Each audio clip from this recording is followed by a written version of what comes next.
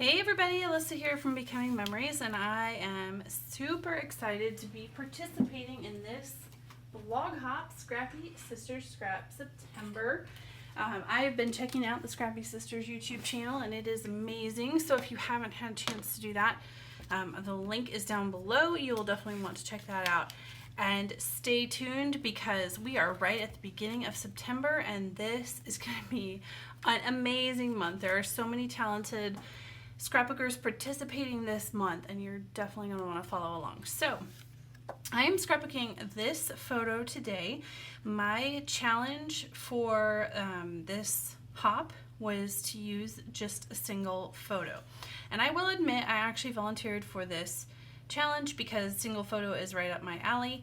And as I've mentioned many times in the past, I do a pocket page opposite a 12 by 12 layout in my album so that I can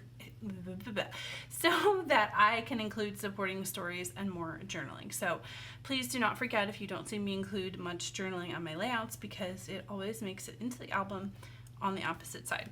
So this is my two little cuties about a year ago, and I'm going to show you real quick what I have pulled out to work with, and then we will jump right in and get started. So this is, of course, Patio Party by Jen Hadfield. Relatively new collection, only a couple of years old, 2017. I got this at Tuesday morning, as I'm sure you could tell. And so I have a couple of papers already kind of picked out from this I'm going to use. Definitely doing pattern paper background today, and maybe a teeny tiny bit of mixed media, and I also want to include a little stamping, so we'll see how that goes. I also have some embellishments from the Patio Party collection. I have the dimensional stickers, I have the ephemera pack, I have the sticker sheet, and I have these amazing wood grain thickers. So I'm going to set this aside. I also pulled in this. This is from an old Webster's Pages Adrian Lumen collection, and let me just show you real quick in case you find this interesting. I fussy cut these papers, these flowers, I'm sorry, out of the background sheet over 2 years ago, and this is how I keep track of all of the things that I fussy cut and I don't immediately use. So excuse my renovation dust here. So I have in these little trays, and these came from Aldi. If you have an Aldi store near you, keep an eye out for these. They come about once a year, and they're called refrigerator trays or something like that, and I'm not entirely sure what they're meant for. I think maybe like deli meats and cheeses, so you can like stack them all up together. I'm not really sure, but anyway, they clip together on the sides, and they were about $5 a piece.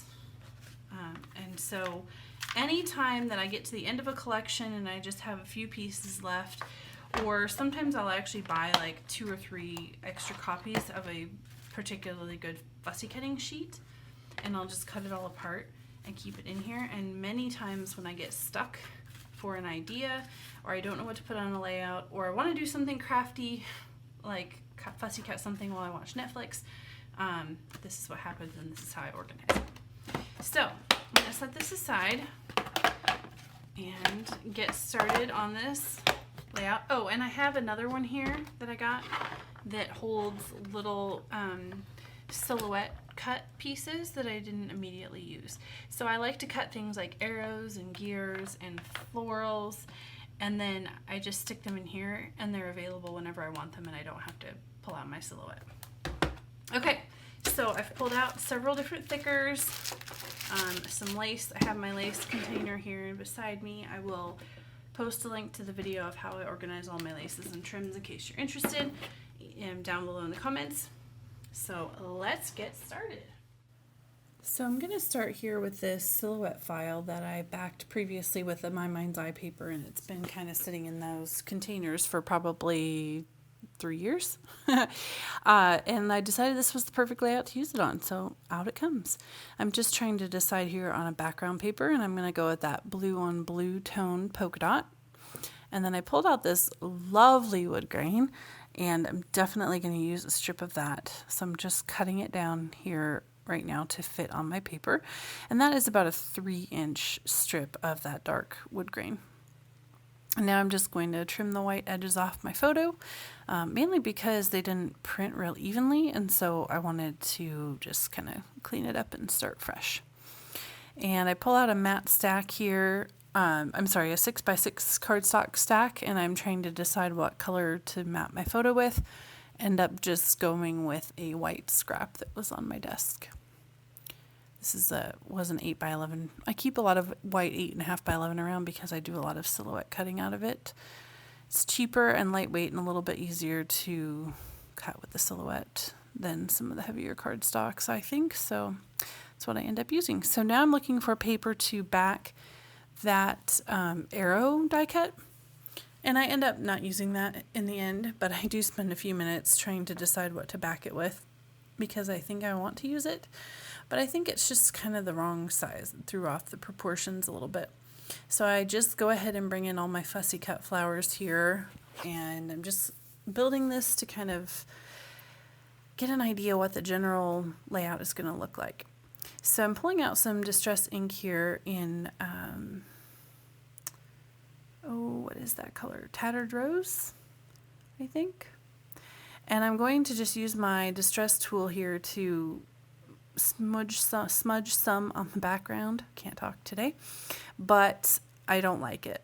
So I end up stopping because I should have stopped even earlier.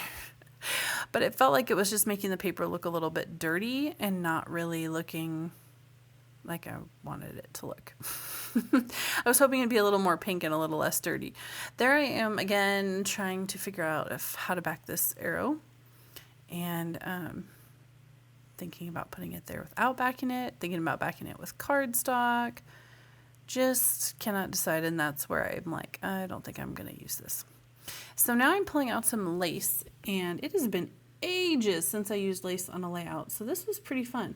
I'm just pulling up kind of the edge of that wood grain piece, and I'm putting down a piece of this double-sided sticky tape from Scrapbook Adhesives. This is my favorite tape to use for lace and trims because it is so sticky. It holds super well. Yes, it holds better than the ATG tape. And I've had that roll around for a long time. There is a lot on one of those rolls. And so I pretty much keep it for laces and trims because it's the best in my opinion. And I feel like it doesn't really, it's not as hard to work with as a liquid adhesive, I guess is what I'm trying to say. Like a liquid adhesive, when you work with these laces that are very fine and have a lot of holes in them, I guess, like a liquid tends to sort of soak through and cause problems. And so I love using that tape there for that reason. And I didn't have quite enough lace to do two 12-inch lengths, so I just left a gap in the middle there where my photo cluster is going to go. So now I'm using a little white acrylic paint to see if I like how that looks on the background, and I decide that I do not like how that looks. I normally do a little mixed media on my backgrounds, but for some reason on this layout it just wasn't working. Maybe it was the way that background pattern already looks. I don't know. It kind of almost looks like it has a little mixed media on it already. So at this point I just decide I'm done with mixed media until I get to the end, and I'll do some spatters, and I'm going to call it good. So this is a little tray. It's from the Container Store. I got it originally. I got it at Goodwill Outlet. And I use it just to spread out my ephemera packs while I am creating a layout. And so that's what I've done here with this patio party ephemera. So I'm pulling out a few gold butterflies and a few other ephemera pieces, and really, to be honest, none of these end up making it onto my layout. None of them were quite right. But I'm trying to figure out what my title's going to be so that I can decide if I'm going to be able to use one of those word thickers. Oh, actually, I lied. There are a few ephemera pieces there. Those two little green ferns are from that ephemera pack as well. And this was the hardest part of this entire layout for me, was deciding what to do for my title. I had this die cut word joy that had been in that box of die cuts for the last couple of years probably. And, but I wasn't sure what exactly I wanted to do. This was one of the first photos I have really ever, I mean, since Nora was a baby, of the two of them together like this. And so it's kind of a special photo for me, and I really wanted to have a title that sort of alluded to that.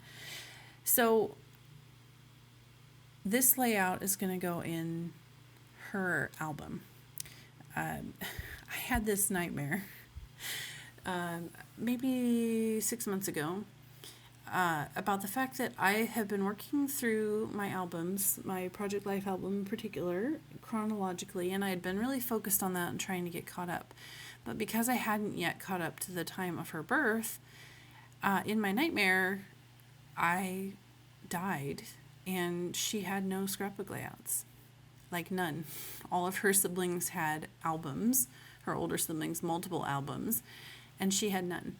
And so I decided right then and there that I needed to start working on an album for her, even though I prefer to work chronologically, and usually, I wait till I get to that point.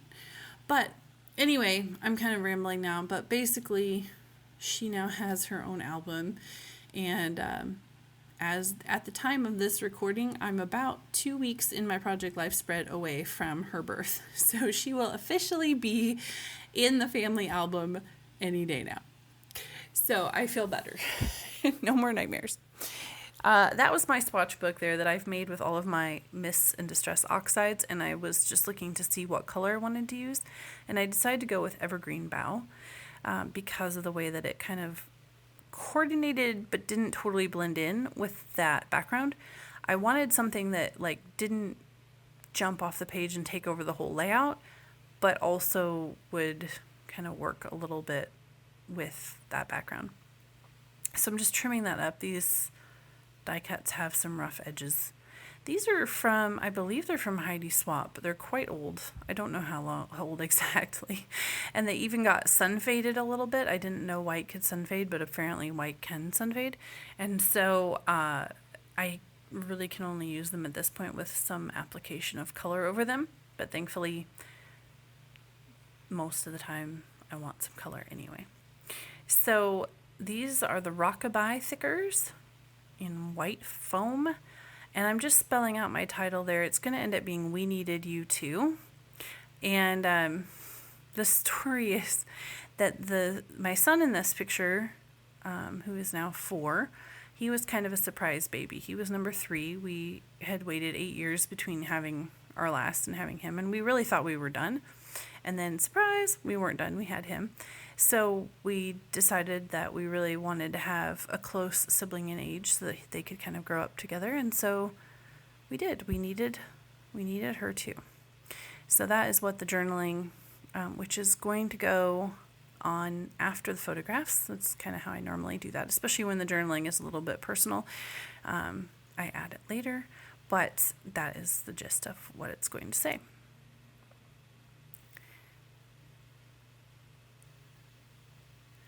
So I'm popping up the 2 on some foam squares just to give a little dimension.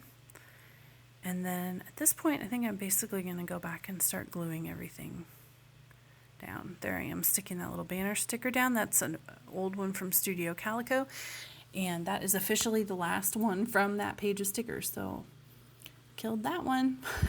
If you've been scrapbooking for a while like me, it always feels like, I'm sure that you feel the same. It's always an accomplishment when you fully kill a sticker sheet or any sheet of anything, really. So playing around again with that die cut, trying to figure out where exactly it's going to go. And at this point, it's almost done. The page is almost finished, but I wasn't quite sure that it was. And so I tried to add a few little other things, and pretty sure that none of them actually make it on the page. I don't think I really end up adding anything from this sticker sheet, but I had to try because that's me. That's what I just, more is more, right? So there we have it. All right, so I'm going to do some gold color shine spatters, but there I am still trying to add more. Okay, so cover my photo with a piece of packaging. Oh, wait, nope, going to try to add something else. Going to try to throw that little banner up there with the cute little light bulbs. And I do actually kind of like that. And even looking at it now on the camera, I kind of like it, but I just couldn't decide if I wanted it there or not, so I took it off. All right, cover my photo again. Shake the color shine. And add some gold spatters. By the way, I always cover my photo. I've made the mistake so many times of not covering my photo, and every single time I end up with a blob of mist on someone's face. So don't do that. All right, gluing down the butterflies, and I think that is pretty much it. Here are some photos of the finished layout. I hope you enjoyed this video. I would love for you to like and subscribe if you haven't already, and I will see you in the next video. Oh, and make sure you check out the Scrappy Sisters video linked down below, and all of the wonderful ladies participating in their blog hop. Thanks so much. Bye-bye.